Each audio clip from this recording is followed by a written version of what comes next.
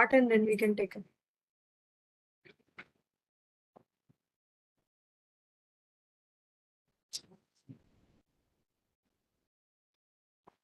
Rest all the questions, whatever is there. Yeah, good afternoon, everyone. And hope you are enjoying this course, having a great learning experience. This is the first live session for this course, and we are here to address your doubts. We will have, in general, we will have one such live interactive session in a month. But if there are more of doubts which we find that need to be addressed, we can have more number of such interactive sessions as well. So now this forum is open for questions. I will.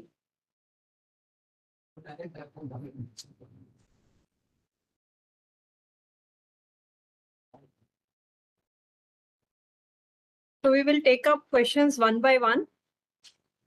You can start posting your questions into the chat box. Some of the questions which we have found in the discussion forum that we will start addressing.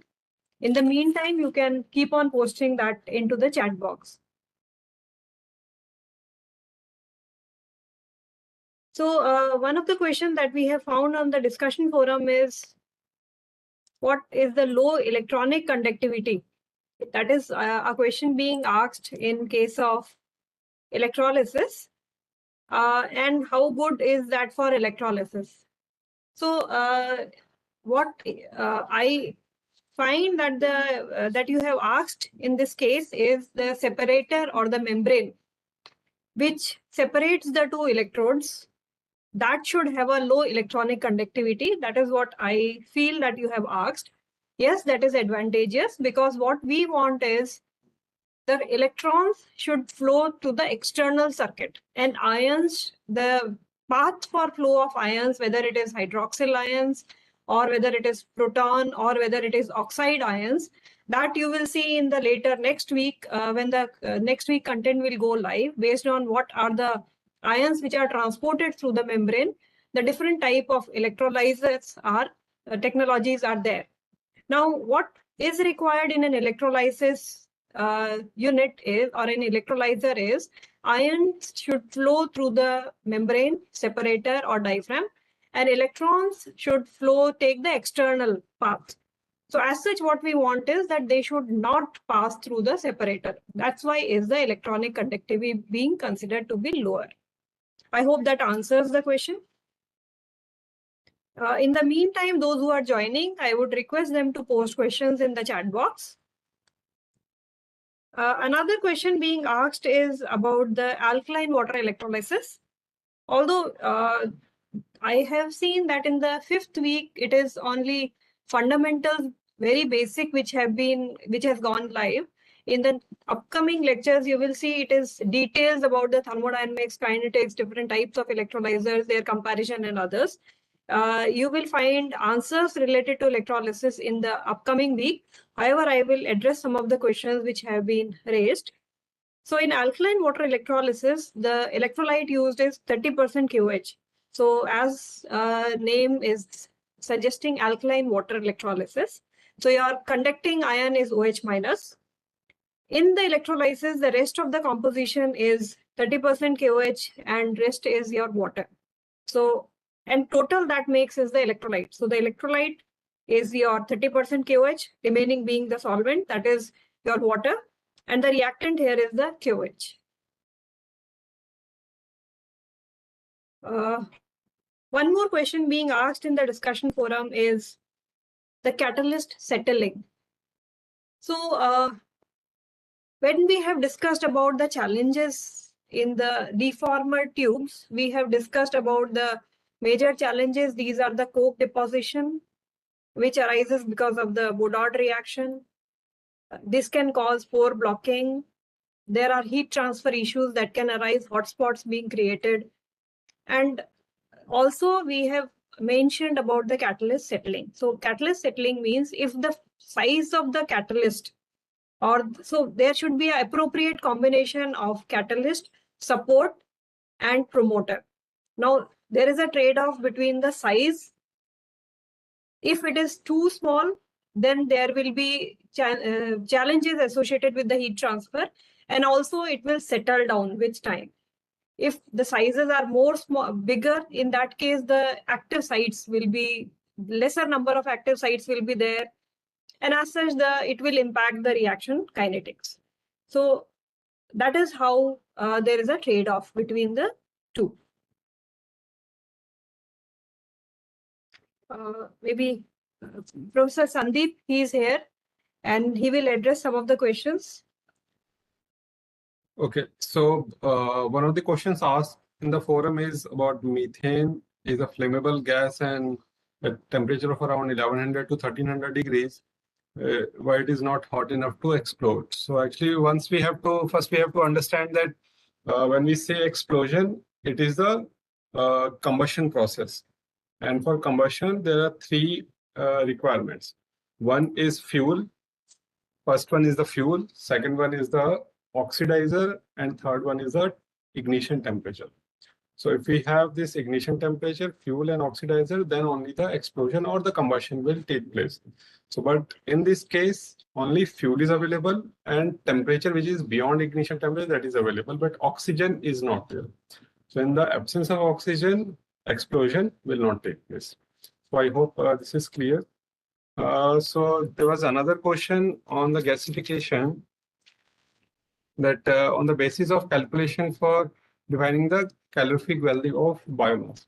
So basically, we have to understand that the biomass, any standard biomass we take, it is a combination of a very complex organic molecules. But it's not only one type of a chemical species, but more than 200 types of chemical species, ranging from small molecules to complex molecules having different type like carbohydrates, sugars, fat, protein, and every molecule has their different calorific values.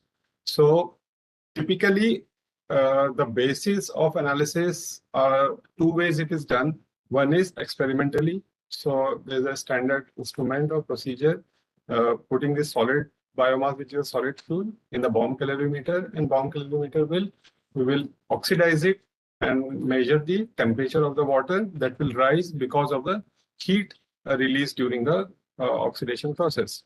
So that temperature rise we calculate, and we measured indirectly how much amount of heat or the calorific value of the given mass of the fuel or biomass is there.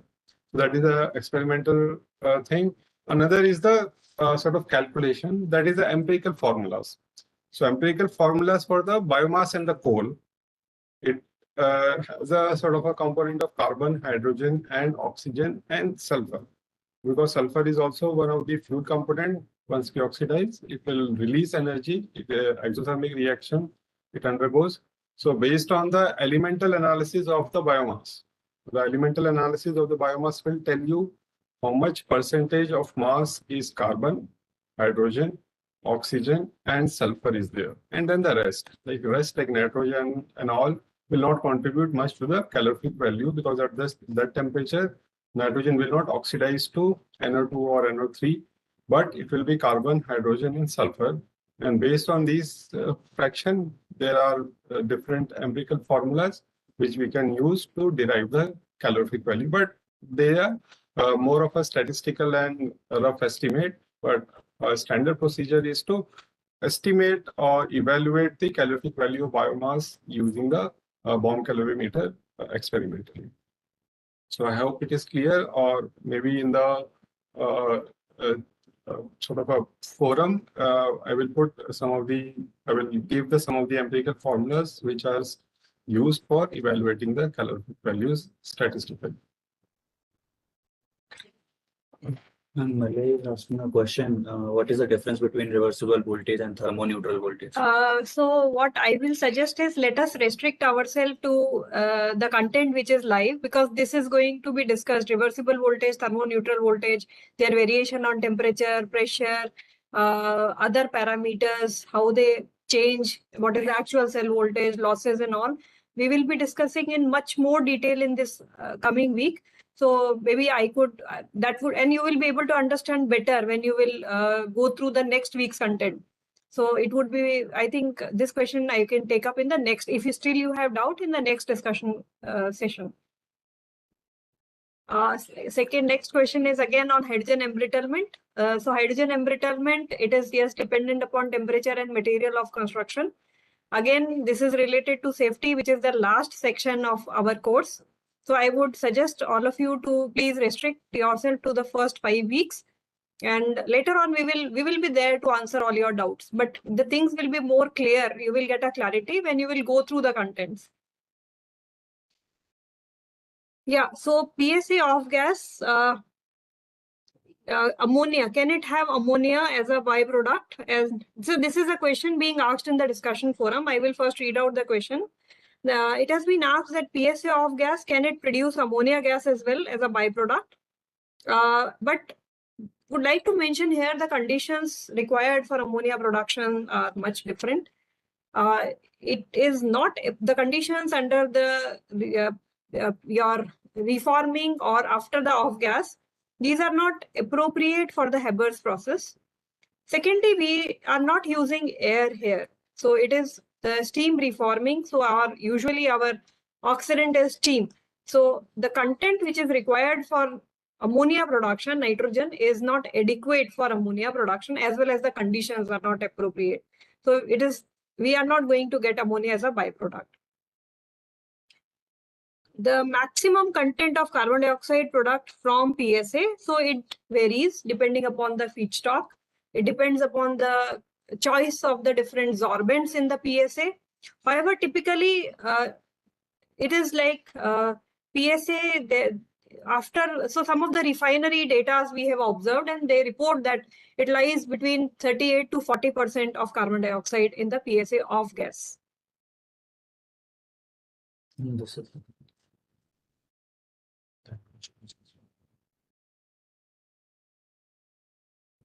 So there is a question on water electrolysis.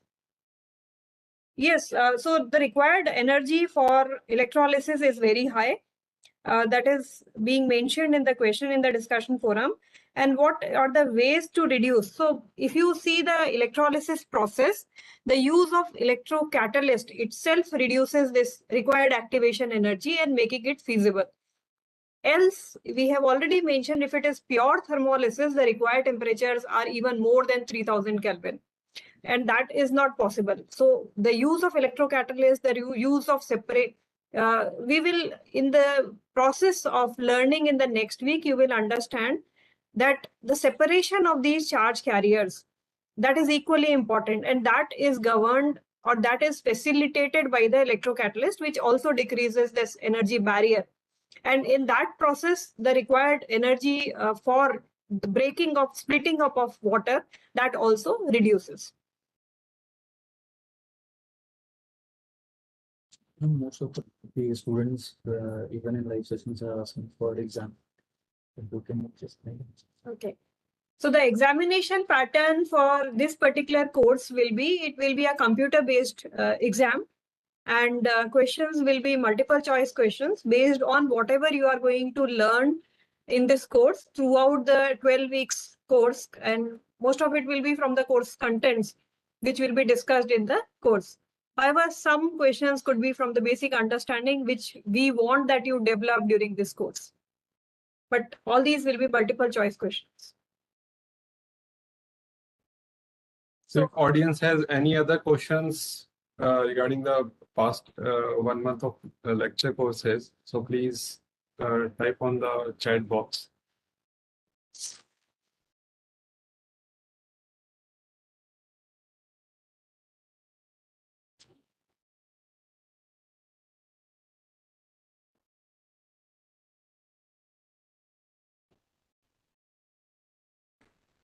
So maybe until we get more questions, I will just brief about what you are expecting from the next upcoming weeks. So in the upcoming weeks, the lectures are basically focused on electrolysis and renewable hydrogen production. So basically, the next part of the production will be on green hydrogen production. Thereafter, we will be starting with the storage component, and it is mentioned that storage is a very important component of hydrogen infrastructure or hydrogen energy pathway, because always the demand and supply, they are not going to match. And the storage component, we will start with the most commercially available method of hydrogen storage. That will be the compressed hydrogen storage, and how the compression takes place, what are the different types of compressors, the thermodynamics associated with the compression process, that, and what are the designs for the tanks, starting from type 1 to type 4 tank, and now the advanced tanks are also coming up, type 5 tank. All that will be discussed. Thereafter, liquefaction process, losses involved, what are the constitution or the design of a liquid hydrogen tank, that will be discussed. So as soon as some question come up, I will then switch to the question rather than discussing about the contents. Ma'am, I could see one question onto the screen. steam methane reforming by CCS. There is a I think that question is not clear. Steam reforming. Can you please, Syed, please, can you elaborate that question? What exactly you want?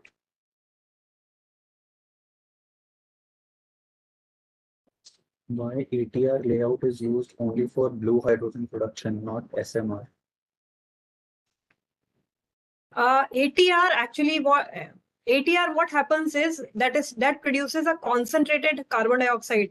So this is, if you see in the steam methane reforming, the processes are such that the reactions takes place one after the another. So we will say that there are many different components involved. There are many different steps involved which take place at different conditions. However, in autothermal reforming, we have mentioned that in a single reactor, there are different zones wherein all the conversion that takes place to carbon dioxide finally in the process. And as such, the carbon dioxide which you are obtaining in the ATR process, this is concentrated carbon dioxide, which can be directly used for carbon capture use or sequestration. So as such, this may be preferable route for blue hydrogen, wherein you want to extract the carbon dioxide from the process. What will happen in SMR if steam to carbon ratio is more than required or upper limit? Actually, I have discussed that steam to carbon ratio should be higher, because that will in fact subsidize the coke deposition, or higher steam to carbon ratio is better. But in that case, it will if you are using excess, then that will reduce the efficiency of the process. You are converting that to steam, whatever is your desired components or the product that you want, that will be diluted. You will have to have thereafter you will have to condense that moisture which is also coming out. Maybe you can add to that. Yeah, so actually in the steam methane reforming process, carbon deposition is a big issue. And also the amount of energy that goes into steam production, and then the losses or the activity loss of the catalyst because of the carbon deposition. So based on that, we have to take the sort of appropriate or middle path, so that our overall production and energy efficiency are both preserved. So I think there is another question on the gasifier, like hydrogen production by biomass, which kind of gasifier mostly used, updraft, downdraft, or fluidized bed. So right now, globally, the hydrogen production through biomass is a new area. It's a new upcoming area. When we look into the fixed bed, which is downdraft or the updraft, they are basically designed for small scale decentralized application. You won't see it of the capacity of tons of hydrogen production per hour or per day sort of capacity. But when we compare the updraft and downdraft gasifier is more suitable for hydrogen production because of the low tar output and more hydrogen and carbon monoxide production in the reactor itself.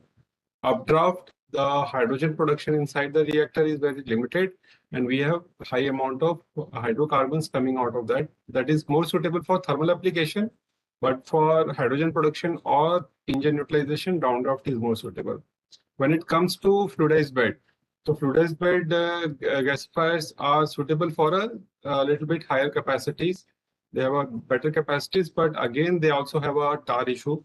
So there are two-stage or circulating fluidized bed reactors or many new designs researchers are working on, which is more suitable for the hydrogen production. So basically, it is done in the two-stage. And right now, we will say that on the big scale, this production are still is not very much into action. On the smaller scale, both fluidized bed and the down drop, both are have been installed in the pilot scale and are operational. And we will see in the upcoming few years which one will be much more economically viable for the large scale production or decentralized production. I hope it is clear. The next question is, what is the future of green hydrogen production in India as the production cost is very high? Can we produce green hydrogen from methane?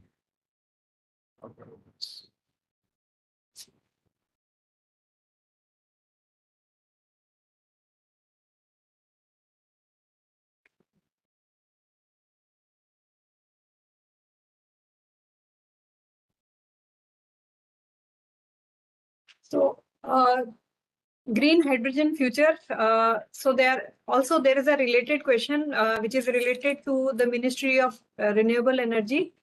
So I will answer them both collectively. Now, recently there has been a new definition of green hydrogen, wherein if you see in the recent updates, India has come up with the definition of green hydrogen, where biomass-based hydrogen production has also been considered green. And also, since you have gone through the lectures of Professor Sandeep, he has also mentioned about the carbon neutrality in the case of when you are using biomass for production, for energy or chemicals production. Related, so there, can we still go up? Yes. So, yes, production from biomass, methane, at present it is being considered as green, but there has been a recent 2 tons of carbon dioxide per ton of your fuel. Your feedstock has been considered to be a green hydrogen. That is the recent update. And the MNRE updates on green hydrogen production, that is the specifications, guidelines, this has been very recent. And in this course, which is a rerun course, which was recorded in 2022, that all these were not there. But definitely, this is a good suggestion. We will see how to incorporate all these. And we are also working in close coordination with MNRE on different things, looking at the various aspects, and all the new updates we will try to incorporate in the upcoming, maybe in the next rerun. Maybe not possible in this particular semester, but next rerun we will try to incorporate those.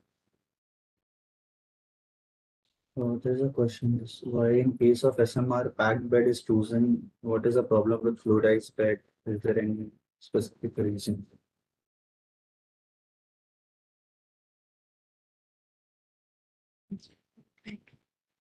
SMR packed bed. Okay, so in case of SMR packed bed, the problem with the fluidized bed. So actually, in this particular fluidized bed, I think SMR packed bed. Actually, it's not. It's catalyst filled. So. Oh yeah. So that they have considered as a packed bed. So in SMR, the different tubes, they have catalyst, and the reaction takes place on the catalyst surface. So it has to be, those tubes have to be filled up with the catalyst. However, the gases are flown over the catalyst. So that's why it's like a packed bed.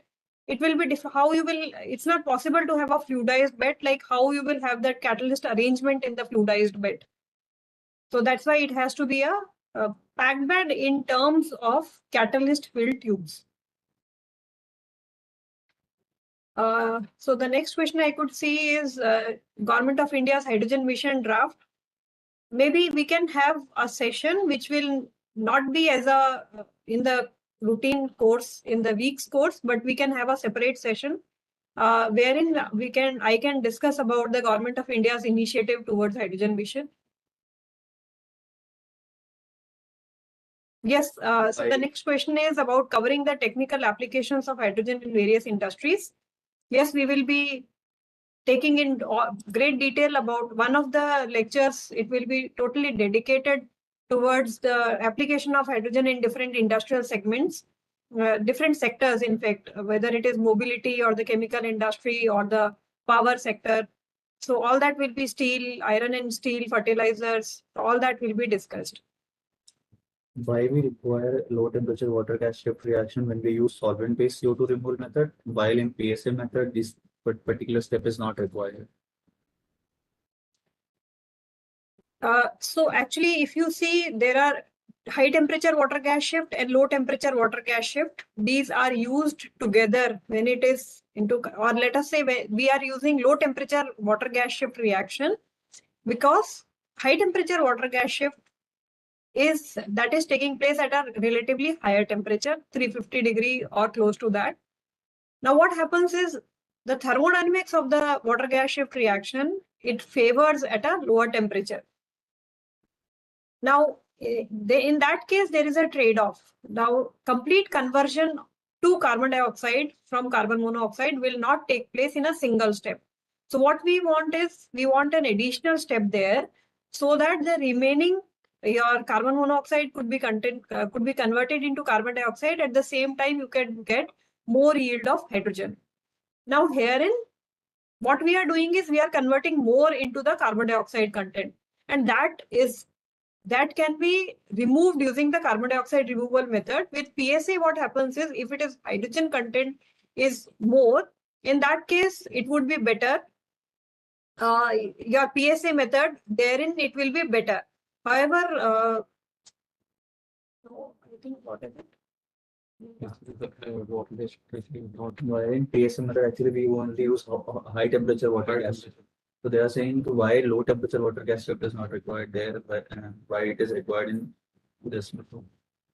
So the CO2 content, when it is more, in that case, the method, because else PSA, it will be blocking, or the regeneration of the bed will be more often.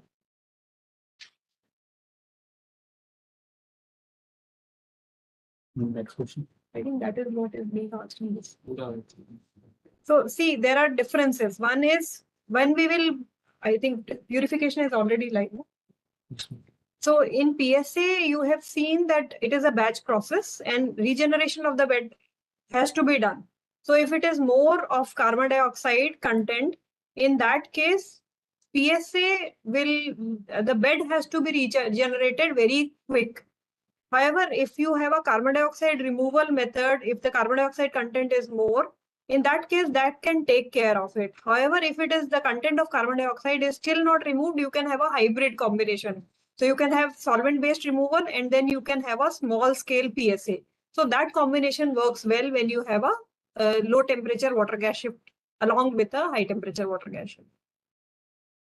This is the question. In PSA, after absorption of CO and CO2, how they are separated in plant and how they are stored, like CCUS process in India, like combining SMR plant with carbon capture, utilization and storage thing. So in PSA, if you see the process, then usually it is for CCUS to be integrated, it has to be integrated at different steps.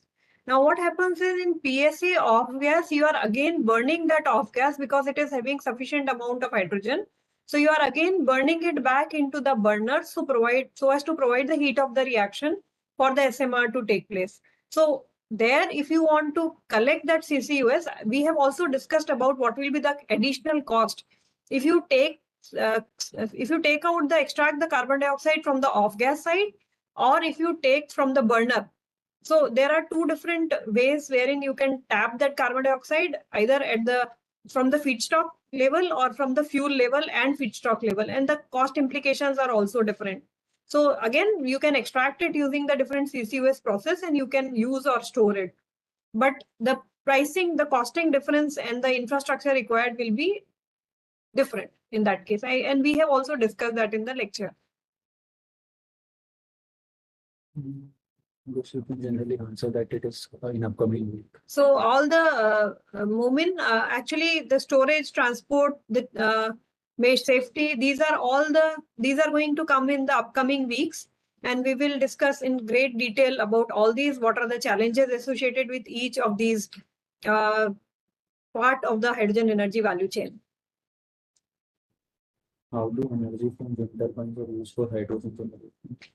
Yes, so actually when you see renewables, whether it is solar PV or whether it is wind, these are to be coupled with electrolyzers. So it is water splitting. So electricity which is being produced from the renewables, whether it is solar PV or whether it is wind, that is being used, fed to the electrolyzer to produce green hydrogen. So it's not that India is not looking at it. We are looking at combining both of these options, PV as well as wind. So a hybrid plant also with electrolyzer, so that when the production is in excess, you can run an electrolyzer to produce hydrogen and use it for the different applications. Yeah.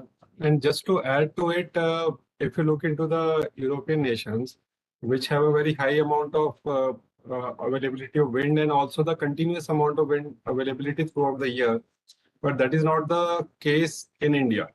So what is the option that is being explored in India by the policymakers is that you will require electricity for the electrolysis, doesn't matter from where it is coming, but amount of renewables that goes into electricity grid, that is important. So it doesn't matter whether we are using the wind energy or the solar, it will be not a sort of a isolated wind farm generating electricity for the electrolysis, but it will be an electrolysis plant which will be installing sort of a renewable energy systems throughout India, depending on where the energy potential is high. Say in Rajasthan, solar is high. On the coastal region, wind is high. So they will install the wind farms and the solar farms there.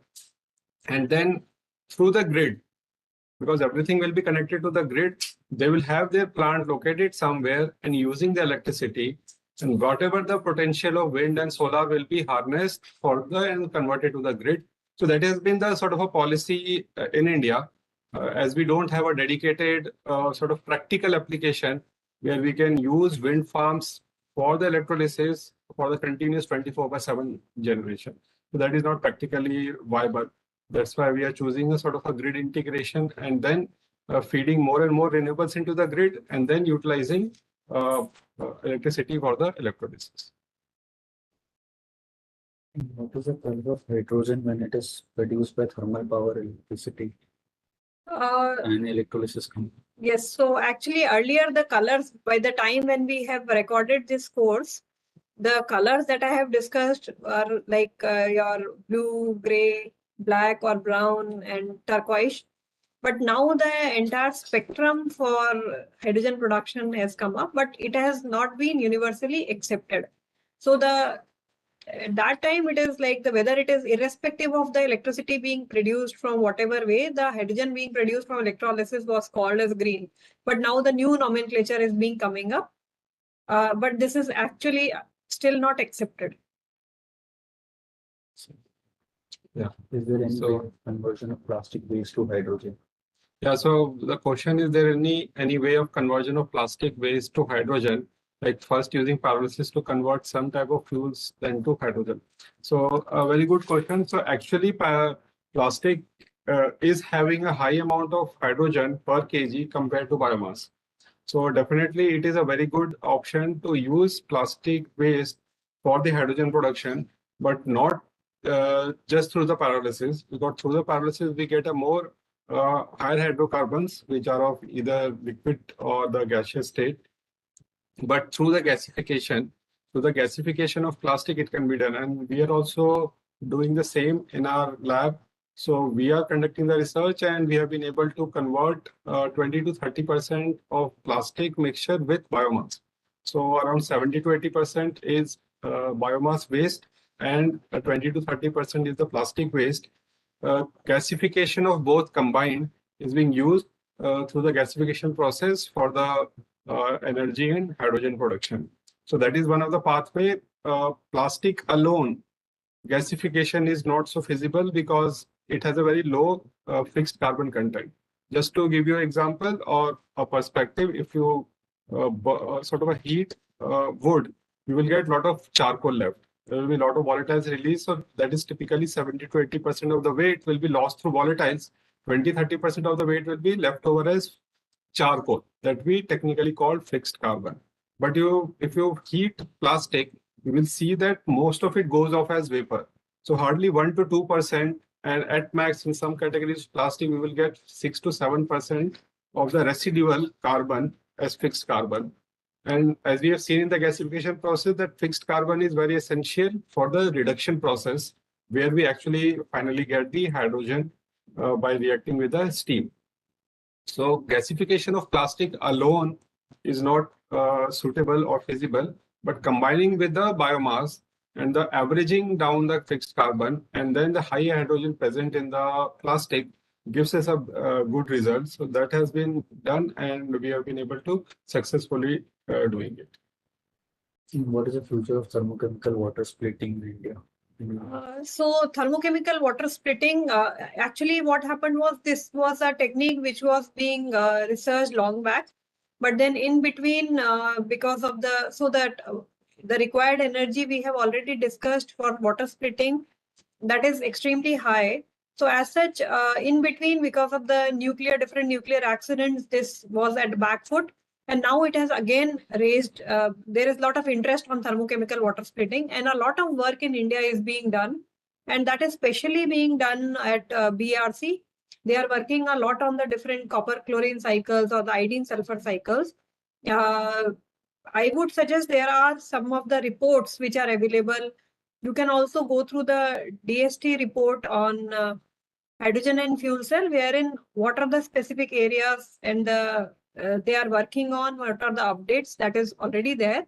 So I would suggest you to please go through there. But yeah, there is a lot of interest in thermochemical cycles and BRC is leading in the work on the thermochemical cycles. There are ONGC as well, they are working in collaboration. So there are different institutions who are working on it. And this question can be combined as Yeah. cars and trucks will be taking a lecture in future. Yeah, so this so there are two questions. So how can we power the cars, trucks by hydrogen to replace petrol, diesel? Will it be safe? And another question, can we learn about hydrogen IC engine? So these topics will be coming in the upcoming lectures. So we'll have this hydrogen utilization part where we will learn about the hydrogen utilization in the IC engines. So shortly these topics will be covered.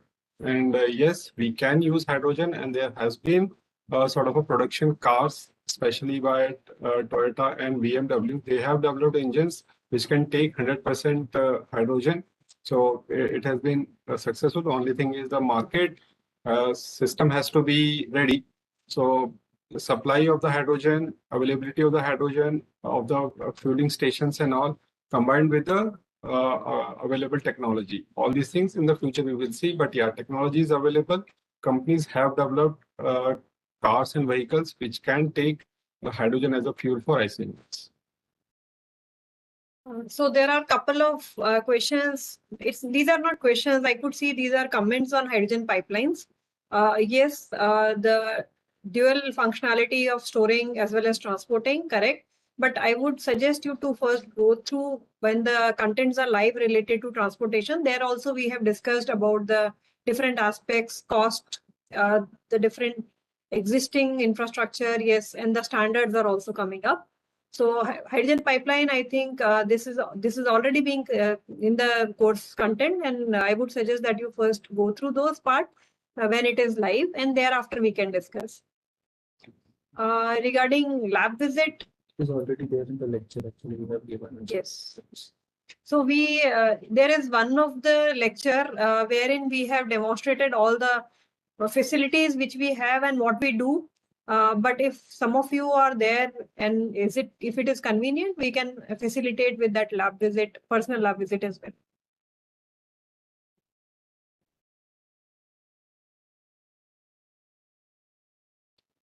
Actually, transportation through pipelines, whether we can convert CNG, LNG, what are the progresses? So I would say like these are already there in the course content, and would like that you first go through those and then we will come back.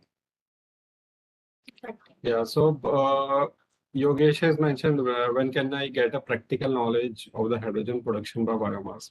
So as I discussed earlier, that hydrogen production through biomass, still this research area is quite upcoming. We don't have many big production units in the world to see. But yeah, there have been pilot scale studies going on. One of the plant is under a sort of commissioning in one of the R&D facility of IOCL in Faridabad. And another we are in the process of getting it in the North Maharashtra in Agriculture University using waste biomass for the hydrogen. But yeah, when it comes to the practical knowledge of hydrogen production, overall, once you produce the hydrogen, its utilization in different ways, which will be covered in the upcoming lectures. So it doesn't matter whether it is being generated or produced by biomass or electrolysis or SMR or whatever, utilization will remain the same.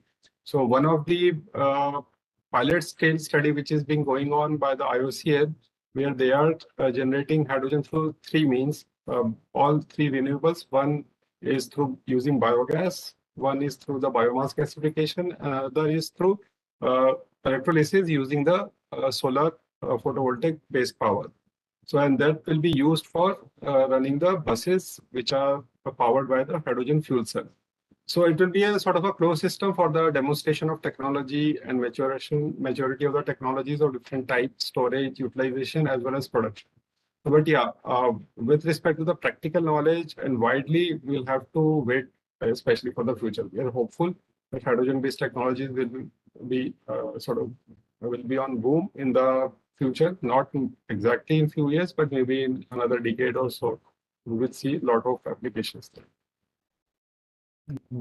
What can be the So future cost? NTPC, yeah, they have tested a hydrogen bus. That is correct. The next question is on future cutting. So future cost cutting strategies for green hydrogen in gigawatt level capacity. See, at present, if you see, as I have also discussed, that the production, it will see a dramatic change. Dramatic change in the sense, there are certain mandates which are coming up from the government side to reduce the emissions in different sectors. So it's not that we can straight off change the production of green hydrogen to make it completely green, but it will see a lot of changes in the upcoming future. So at present, what feasibility we can see is the gray hydrogen or maybe coming up with the blue hydrogen. However, the scope for CCUS is a little limited, but the green hydrogen is also taking up. And there are incentives which have been announced by MNRE for the green hydrogen production as well as the electrolyzer manufacturing in the country. So all these progresses will take up. And with the mandates, the green hydrogen production will take up or will expedite in the upcoming future. And the green hydrogen means it will be through renewables, integrated, and water splitting by electrolysis. That could see a future.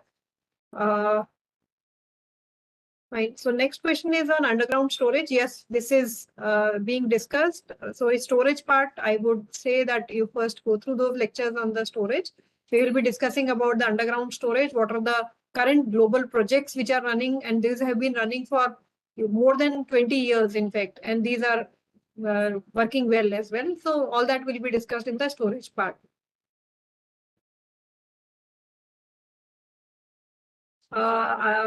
No comments on to entrepreneurship, best ways. So maybe we have compared the different technologies and then that would be decided based on that. Can we mix some specific chemical which could reduce total actual voltage in electrolysis and increase the rate of hydrogen production to remove the storage part and use hydrogen directly? See, storage, if it is, it's not about reducing the actual voltage in electrolysis, because there are different technologies that may have different voltage also requirement also. But it is about the matching the supply and demand. And there the storage will come into existence, like the batteries you are using currently, if you want to have a comparison. So it's not that you cannot completely eliminate the storage part, it will be required. If it is matching, then it is not required storage If your supply and demand are matching, then you may not require storage. So it is irrespective of what is the actual voltage. If storage only comes into picture when you are not able to match, there is not synchronism between the supply and demand.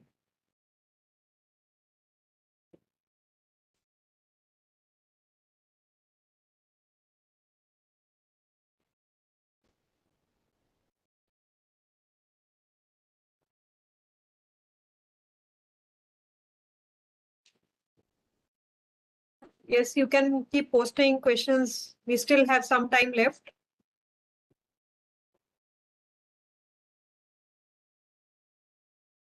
Yeah, component 1 and component 2, that is in the site initiative, which is being recently announced by MNRE.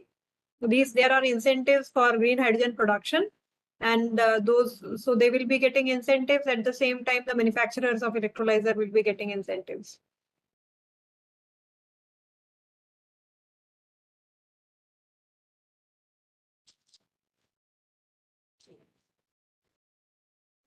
Any other question from the discussion forum?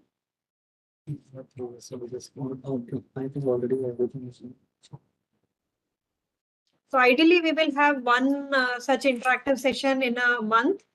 But if you have so many doubts being piled up, then we can take more than one as well. So based on the feedbacks, we will go with it.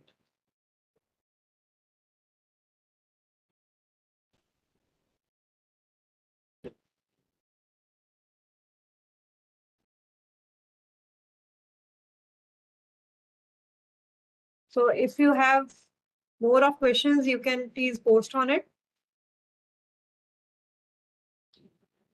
Good sustainability for PEM electrolysis considering rare metals. Yes, so there are challenges with the PEM electrolysis because they use noble metals. The cost as well as the sustainability is a challenge. Definitely. Now the researchers are looking forward towards replacing those rare earth elements with the less expensive and abundant elements, and that is what is the ongoing research in the PEM electrolysis field. So with respect to the coal gasification, so we have to understand it from the policy perspective of any nation.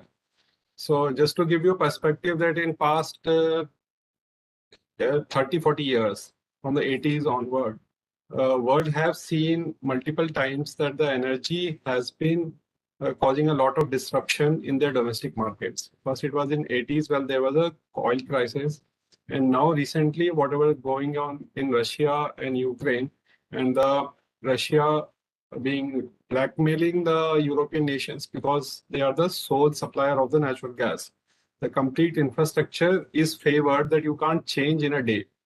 So that has been a sort of a talk for all the nations worldwide based on the availability of the resources in-house, how we can enable our own nation towards the energy security. That is a different perspective. It doesn't talk about the carbon emission or renewable or the global warming or anything else. It's about the energy security of your own country, your own people and industry. So from that perspective, India is blessed with a lot of coal. It is blessed with a lot of coal. And if we are switching from coal to renewables for the electricity production, if we still have coal available, can be used for some other application if the need arises. So, but when we say if the need arises, the technologies will not develop in a day or two. So we should be ready with the technology. We should be ready with the upscale sort of high, the hydrogen availability if it is required in the future, which is where today the natural gas is the major supplier of the hydrogen. Like around more than 70% is coming from SMR process, and we don't have much of a availability of natural gas, but rest of the hydrogen is coming majorly from the coal gasification. Then if we have coal reserves, can we divert it for the hydrogen production if the need arises in the future? So we should be ready with the technology, indigenous technology, and also technology which can support the production of hydrogen at the bigger scale. That has been the intention of the government and the policymakers. So it has nothing to do with the CO2 emission. It has more to do with the energy security. And the next question, what is the future for hydrogen plus CNG fuels? We will be discussing this part when we discuss about the hydrogen application in the IC engines. So just to give you a perspective, typically 20% hydrogen and 80% CNG. This mixture is good enough for any CNG engine. So any CNG vehicle can use 20% hydrogen into it. And the reason behind it that we will discuss when we discuss about the hydrogen application in the IC engines. Is there any methodology to check the purity of green hydrogen generator? There are different ways. So that also will be discussed when we will talk about how it could be either monitoring of hydrogen concentration, or it could be measuring the hydrogen concentration. And there are different ways of doing. Now, monitoring could be like in the sense if there is a leakage or not, that will be in small volume %. And measuring would be when it is large concentration of hydrogen. So that also will be discussed in the sensors and monitors at that point. That is very difficult to tell.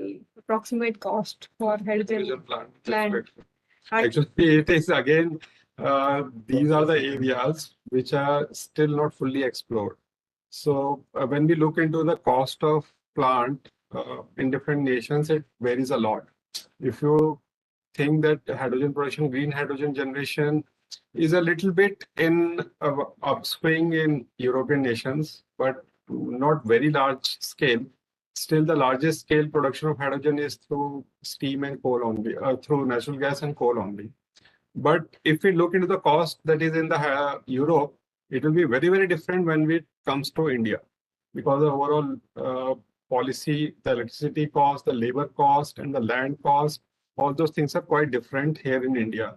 So until and unless we get a sort of a pilot scale production continuous for a couple of years, we will not be able to sort of evaluate the actual cost when we scale it up. And that is still under process. So we will have to wait for a couple of years for some of the plants that are still under commissioning. And then we will be having data to evaluate the future cost of production when we go for bigger scale using the similar technologies. Actually, yeah, so there is a question, MNRE green hydrogen standard. So this is to define like what will be acceptable. So because there may be different other technologies which could be used for green hydrogen production, so as to demarcate that which will be considered as green hydrogen production, which will not be considered as green hydrogen production, this number they have come up with, MNRE has come up with, that is 2 kg of carbon dioxide production per kg of hydrogen. So it is irrespective of scope. It is like just to tell that, okay, this falls into a green hydrogen. It could be called as a green hydrogen or not. That is for the acceptance purpose.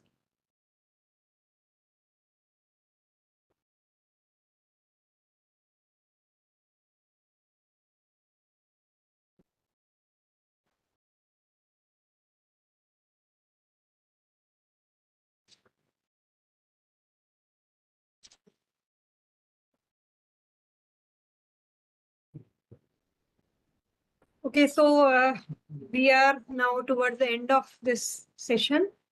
I could not see any other question further in the chat box. So I would like to thank all of you for joining for this live interactive session. And still, if you have any doubt, you please post onto the discussion forum, and we will be very happy to answer your queries.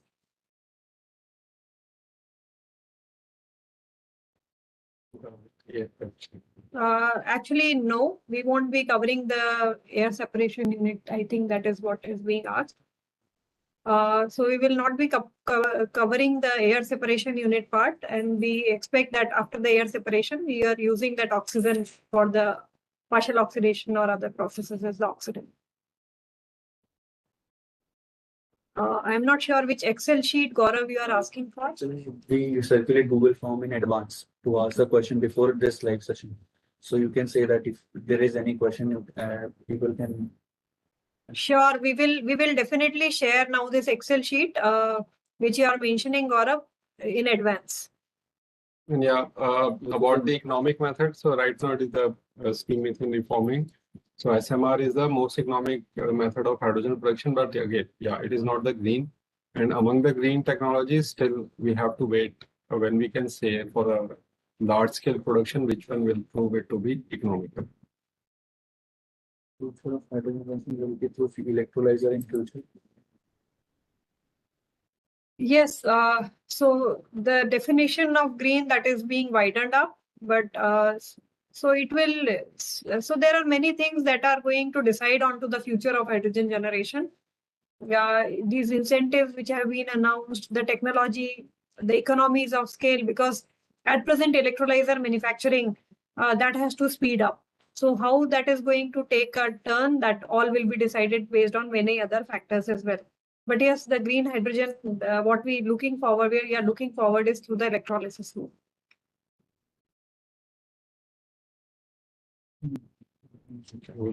Yeah. Transcript is already available with the lectures. So I think that would be good enough, wherein you can get the entire lecture notes as well. Okay, thank you very much. Thank you all for joining. Thank you everyone.